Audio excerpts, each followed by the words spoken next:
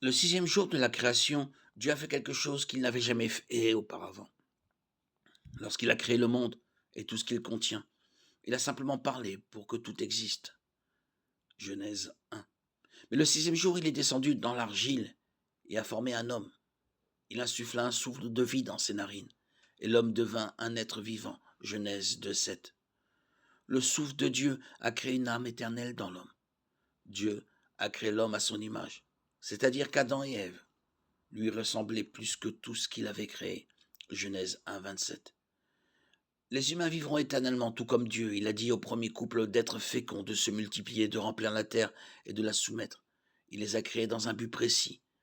Et tous ceux qui sont venus après eux ont également été créés dans un but précis. Tout au long de la Bible, on trouve des indices sur les raisons pour lesquelles Dieu nous a créés. Notre premier indice se trouve dans le jardin d'Éden. Genèse 2,15 dit que Dieu a pris l'homme qu'il avait créé et l'a mis dans le jardin pour qu'il l'entretienne. Dieu a créé un gardien pour sa terre.